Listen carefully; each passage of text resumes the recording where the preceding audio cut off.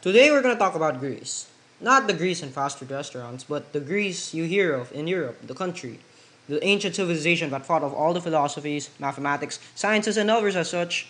But today, we're not going to talk about the Greece you hear of in your TV shows, in the internet, or in social media. We're going to talk about the Greece, the history that makes it what it is, that makes it the achievement that it is for today's society and civilization.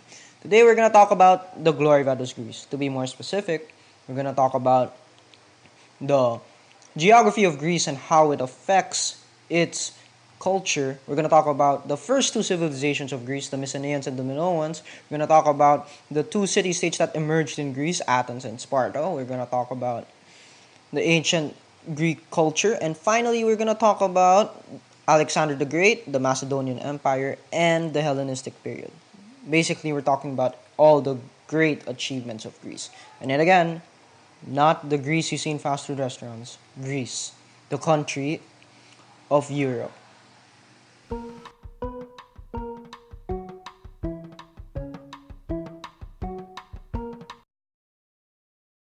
If you think the geography of Greece is just flat lands with rivers where they could plant, then you're not talking about Greece. First of all, Greece is a peninsula, a body of land surrounded by seas. In this case, it's three seas: the Mediterranean Sea, the Sea of Crete, and the Aegean Sea. It had thousands of islands which are close to each other. But the most noted thing we should take note of is that it's surrounded by mountains, which cover 70 to 80% of the land of Greece, with only 20 to 30% good for farming, mostly in valleys.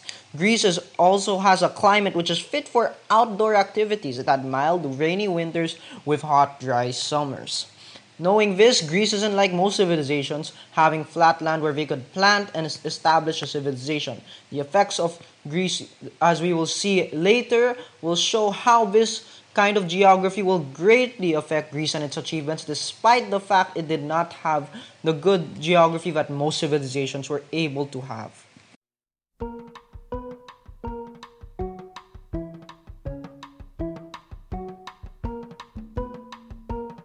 Now that we know the geography of Greece, let's look at how it affects Greece itself. First of all, Greece is considered to have a seafaring tradition. This means they rely on their navy for power and protection, and this is military wise.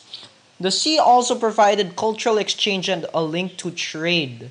This is because they are a peninsula, for one, and that in a peninsula you are usually connected to small islands, which means small communities in which you can exchange culture and exchange goods. But because of these mountains they have isolationism. Now, what is isolationism? Isolationism means you're protected. You won't be attacked by any invaders. However, you won't be able to communicate to people beside you since your mountains are so big that you cannot pass through them and exchange ideas. Because of these mountains also, Greece could not establish one state or empire. They had to be organized into smaller, independent states, which Greece calls the polis, or independent city-states, which are separated by seas and rugged mountains. And because of these city-states, two emerged were victorious, or dominant: Athens and Sparta. However, they were supposed to unite as one state, but they could not because, yet again, natural barriers did not allow them to become one state.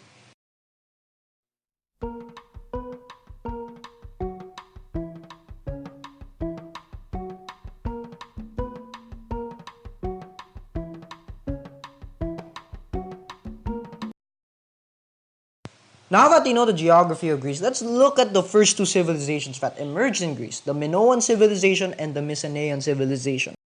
Now let's look at the Minoan civilization, which developed in the island of Crete and began there. They made their own art, lifestyle, and culture, and they are considered great navigators and farmers. They had artistic expressions and grand constructions. They made advancements in bronze. They built sanctuaries, which are places where they worship their gods. But what's most noted here is that they had a palace which led political, social, and economic organizations at the Knossos, Knossos, the capital or center of the Minoan civilization. Now, we don't know how the Minoans really died out as a civilization, but we have possible theories for decline. First of which is an earthquake which destroys the Minoans. Second of which is a volcanic eruption at Terra, which does absolutely the same. And the third is a war between the Minoans and the Mycenaeans, who we will be able to talk about later on, which is basically the next slide. Now let's look at the other side of the coin, which is the Mycenaean civilization, which came from the Peloponnesian Peninsula, and they believe they were more inclined in war, as seen as their pottery and grave sites, which reflect hunting, weapons, armor, and war, as well as their fortified palace walls. Like these fortified palace walls, the kings of the Mycenaean civilization built palaces on hilltops surrounded by these fortified palace walls. They came from southern Russia at around 2000 BC, and they imitate Minoan gold and bronze work, borrowed Cretan writing from the Minoans, used Minoan fashions, and learned better navigation and how to build better ships from these Minoans. The last thing you want to note is the Trojan War, which is the war where the Mycenaeans attacked Troy. This place of Troy is in Anatolia and is now Turkey. But why did they attack Troy, you might ask? It's because it was the center of trade at that time, and if the Mycenaeans attacked Troy, they would be able to conquer and rule the trade basically, or basically make business. And you might also be wondering, is this true? Well, we don't really know if it's true, but historians consider it as a myth because of insufficient evidence. We don't really know how the Mycenaeans died as a civilization, but we have theories for decline. The first of which is the shift in climate, which led to drought, forcing Mycenaeans to migrate to fertile lands. And the other is a tribe of nomadic warriors from the north of Greece called the Dorians, who destroyed and attacked the Mycenaeans.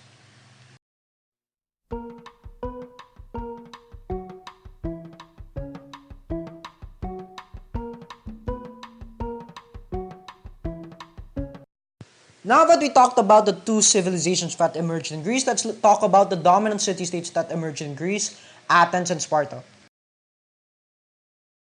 Now let's talk about the city-state of Athens, which developed in Attica. In Athens, slaves could be set free. Most children attend school to achieve a higher education after the age of 7. And when a child is born, the Athenians celebrate. The daily lives of Athenian men and women was that men could go to their desired trade places and women would stay home and do housework. This housework included cooking food, making wool and cloth, and sometimes working at open markets. The economy of Athens was based on trade. They acquired wood from Italy and grains from Egypt, and they traded honey, olives, oil, pottery, and silver. And of course, they were wealthier than Sparta.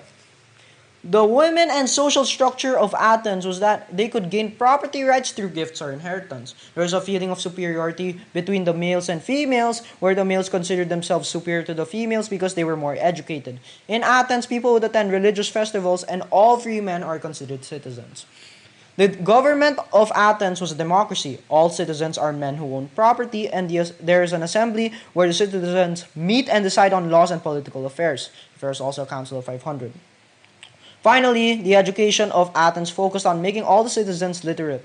Although only boys go to school, the husbands teach their wives and the wives teach their daughters, which is how all the citizens are considered literate.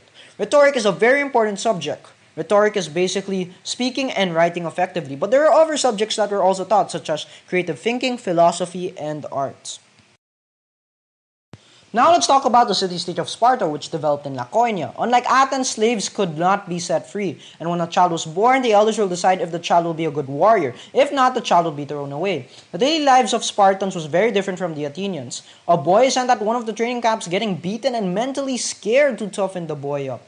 And children do not get the chance to be educated. The economy of Spartans was that they relied on farming and conquering. They discouraged trade because they believe that this will lead to corruption in the government, meaning they have a lack of food supply. The women and social structure of the Spartans was that women received plenty of respect and value towards their fitness, fertility, and freedom. Basically, they were also equal to men. Any child that is imperfect is left to die on hillsides. The government of the Spartans was an oligarchy. Children are taken away from their mothers at a young age to be forced to enter military. They are encouraged to steal to survive, although if you stole in front of an official, you will of course be sanctioned. And finally, women could not take part in the government. The education of Spartans was that they attended military school. There was brutal training, and they emphasized leadership skills. Girls were taught physical education, wrestling, and gymnastics to be physically fit. If their women were fit, they'll be good mothers. And finally, reading and writing were not very important. It was considered a secondary skill.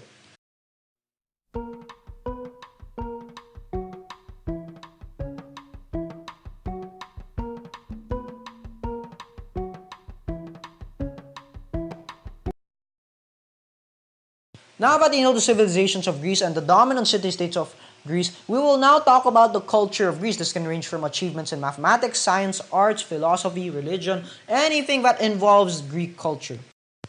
Now let's talk about ancient Greek culture, the first of which is religion, polytheist. It was worship of more than one god, and they believed that their gods and goddesses, such as Zeus and Poseidon, would meet in a council at Mount Olympus. Arts include paintings which were evident on their vases, amphoras. Sculptures were created in classical Greece and included two kinds of topics, the human body or the image of the gods, as seen in the Distobulos made by Myron, which exhibited the image of the human body, and the statue of Zeus and the statue of Hermes made by Phidias and Praxiteles, respectively, which displayed the image of their gods. Their dramas were meant to honor the god of wine Dionysus and was presented in outdoor theaters with seats carved at the sides of hills. Tragedies were the earliest Greek plays, which were deaths, downfalls, or misfortunes of certain characters in the story. Comedies were satirical, or satires, which was criticism of something or someone in a humorous way, or something that just basically poked fun at a subject. Another thing we should take note of is the Olympic Games, a religious festival of Greece, ancient Greece, meant to honor the god Zeus, held in Olympia every 4 years where only men can take part. Chariot racing, wrestling, sprinting, gymnastics were some examples of sports in the Olympic Games. The winner will be crowned with a horn of leaves and will get exempted from taxes. This was basically a battle between the city-states of Greece. Scientists and mathematicians include Thales, Hippocrates, and Pythagoras. Thales made the Thales theorem, contributed to science and mathematics. Hippocrates was the father of medicine. He knew all diseases have natural causes and it can heal over time. And Pythagoras made the Pythagorean theorem, which is c squared equals a squared plus b squared. Greatest Greek philosophers are the following. Socrates is known best for his teaching method, the Socratic method, where he keeps asking you questions so that you can find an answer on your own. However, not much is known about him, if not the writings of his students, and one of these students is Plato, who believed in the existence of ideal form, residing beyond the physical world and known by reason alone upon which our world of senses is based. Aristotle is that student of Plato who is famous for his empirical approach in studying nature, meaning based on experiences. He developed the theme of four causes, theory material, formal, efficient, and final, and his development of formal logic. He is the tutor of Alexander the Great.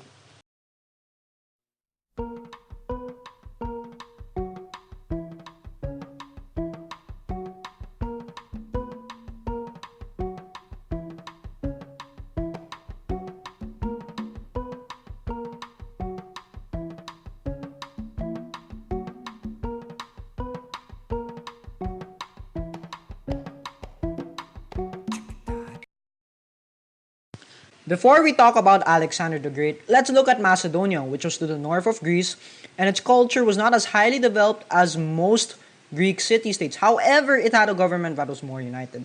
Philip II of Macedon believed he could unite the weak city-states of Greece.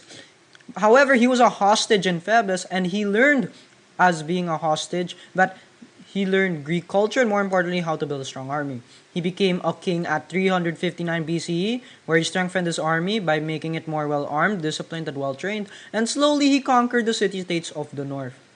An Athenian orator, Demosthenes, urged to resist Philip. However, in 338 BC, Philip's army overran Greece in the Battle of Chaeronea and made all the city-states except Sparta go by his will.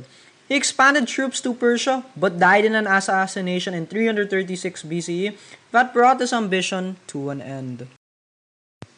Who is Alexander the Great? He is the son of Philip, the 21-year-old son to be exact, and he completed what Philip started. At 334 BCE, he assembled a large, well-equipped, and organized army to free the Greek city-states of Asia Minor. He defeated Persia and proceeded to Alexandria, Egypt, wherein there he established the link between the Eastern Mediterranean, Egypt, and Greece. In Gorgium, he heard about a legendary knot that no one could undo. This knot was the knot to rule the world, where he swiftly cut the knot in two with his sword. This was the origin of the term cutting the Gordian knot, or swift decision-making. He made Babylon his capital, and he had the toughest battle of India, where his soldier refused to battle for they had walked over 11,000 miles without rest. He was forced to return to Babylon, where he organized the empire, and 1 year later, he died of a heavy fever.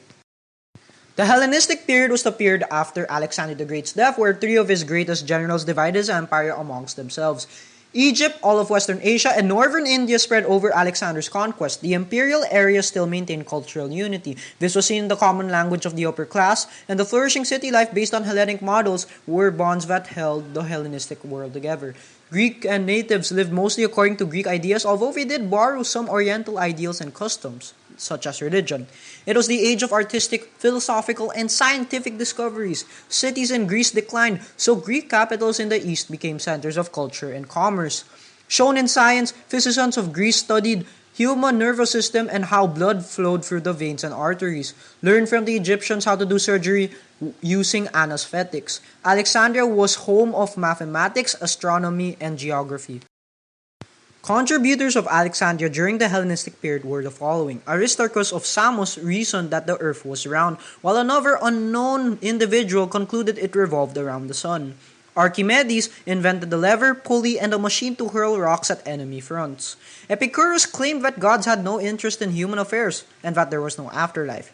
Greatest good was love, being happy in life, freedom from fear and pain. Epicureans believed they could achieve happiness by living calm, simple, and well-regulated lives. But however, some emphasize enjoyment over conduct. As a result, Epicurean has come to mean someone fond of pleasures and luxuries.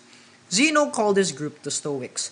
He believed happiness was the greatest good. He believed the divine lawgiver had a fixed plan for the universe in which everything had its place.